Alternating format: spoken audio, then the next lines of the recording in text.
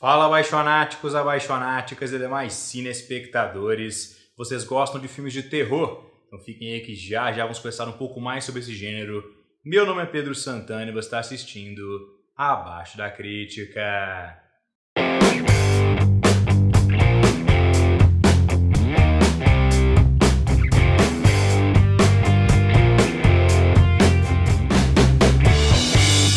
Bom, abaixonáticos, então nos últimos anos temos percebido aí uma nova leva de filmes de terror que trazem às vezes mensagens um pouco mais profundas e finais em aberto, e eu e o PH Santos intitulamos esse novo movimento com o movimento do meta-terror. Inclusive já fizemos um vídeo sobre isso, o primeiro Além da Crítica com PH e PH, que tá aqui no izinho, ou talvez aqui, não, acho que é aqui mesmo, falando 40 minutos sobre esse assunto, mas aqui eu pretendo te dar um vídeo um pouco mais curto e direto sobre o que é o tal do meta-terror. Então por que meta-terror? Bom, basicamente é uma utilização de metalinguagem, no caso da linguagem do terror clássico, a propósito de contar uma metáfora. Então os filmes utilizam-se de elementos que a gente vê em quase todo filme de terror aí, desde a década de 30 e 80, para contar uma mensagem subjacente ao roteiro principal. Por exemplo, em A Bruxa, que é um filme tecnicamente de terror, a gente tem aqui mensagens sobre religião e isolamento. Em Mãe, também vemos mensagens sobre religião, mas também sobre ambientalismo. Em Um Lugar Silencioso, mensagens sobre família, assim como Invocação do Mal. Corrente do Mal, por sua vez, traz mensagens contra doenças sexualmente transmissíveis, à medida que O Babadook traz mensagens sobre luto. Ainda podemos ver uma discussão de racismo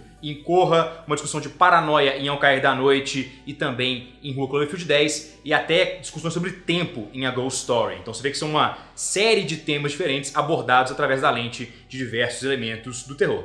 Então você tem a metalinguagem, você tem a metáfora, você tem o terror. Por isso, o meta-terror. Além disso, todos esses filmes são bastante baratos, pelo menos pelos padrões de Hollywood. Assim, alguns realmente são baratos em qualquer lugar do mundo, né? Porque filmes, em geral, são caros, então $100 mil, que foi a verba de A Ghost Story, é mais ou menos barato em qualquer lugar, por incrível que pareça. Mas esses filmes chegam no máximo até $30 milhões de verba, sendo que a maioria flutua entre 5 a 10 milhões de verba, comparado com a verba de um filme da Marvel, que vai entre 150 e 200 milhões. Vocês veem que realmente são filmes de verba um pouco mais reduzida. E temos alguns motivos bem claros aqui para essa verba reduzida. O primeiro deles talvez seja que, como esses filmes são um pouco mais íntimos, eles estão passando uma mensagem aí um pouco mais profunda, a gente tem a utilização de poucos atores. E com menos atores na produção, claro, o seu custo vai ser um pouco menor, além do fato de que, em geral, filmes de terror utilizam-se muito de enquadramentos fechados e de poucas locações, porque tem uns personagens ficando presos em lugares específicos, você precisa de menos locais de filmagem, e com os enquadramentos fechados você consegue esconder muita coisa, então você não precisa de uma precisão tão grande nesses lugares.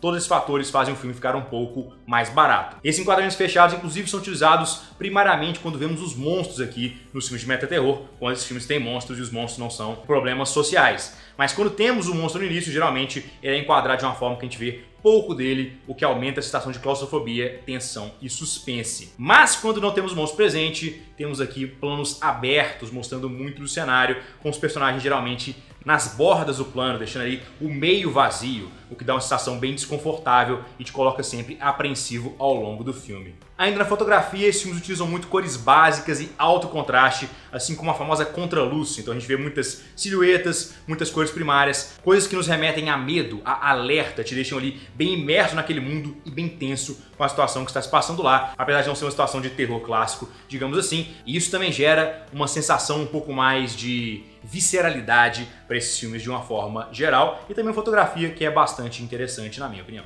Uma coisa que é muito interessante no movimento do meta-terror, que a gente não vê tanto em Hollywood mais, é a questão do mistério. Então a gente não sabe muito bem qual é a origem dos monstros, são monstros, ou a origem do problema, se é um problema fora disso, e a gente não sabe muito do contexto da situação, além do que é vivido naquela história específica que está sendo retratada no filme. Não são filmes muito expositivos, são filmes um pouco mais visuais, o que eu particularmente acho muito legal, porque eles te dão abertura para diversas interpretações. Então cada pessoa que vê o filme talvez vai tirar algo diferente dele, o que eu acho muito legal para fomentar as discussões, que é o que eu acho mais interessante no cinema como um todo. Finalmente, como eu já disse, esses filmes geralmente são muito imersivos, então para colocar a audiência de fato dentro do filme, uma coisa que é muito importante é o som. Primeiramente, esses filmes geralmente têm pouca trilha sonora, a não ser quando os personagens estão escutando música. Então, os nossos ouvidos são os ouvidos dos personagens basicamente, o que é facilmente perceptível em um filme como Um Lugar Silencioso, que é quase um filme silencioso. Mas também temos aqui efeitos sonoros tipo espectral ou Doppler, então efeitos sonoros que te rodeiam,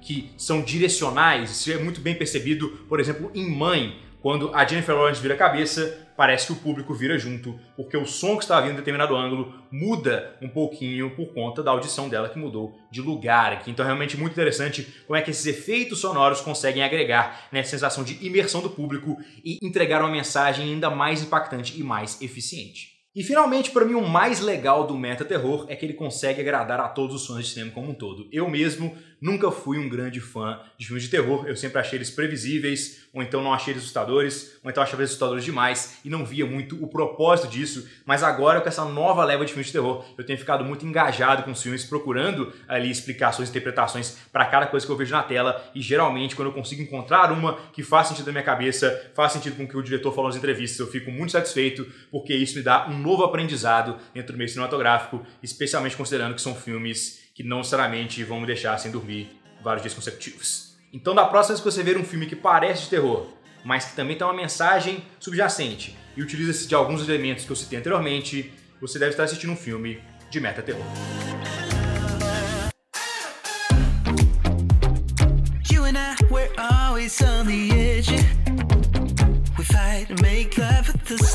Então é isso aí, cinespectadores. Se você gostar do vídeo, clique na marca d'água para se inscrever no canal, se tornem apaixonados ou apaixonáticas, venham fazer parte da crítica. Claro, deixe aqui nos comentários se vocês gostam desse gênero de meta-terror, se vocês não gostam, se vocês discordam que tem um movimento de meta-terror, que na verdade são só filmes de terror mesmo, evolução natural do gênero. Deixe aqui nos comentários, tudo é sempre muito válido desse YouTube. Até a próxima.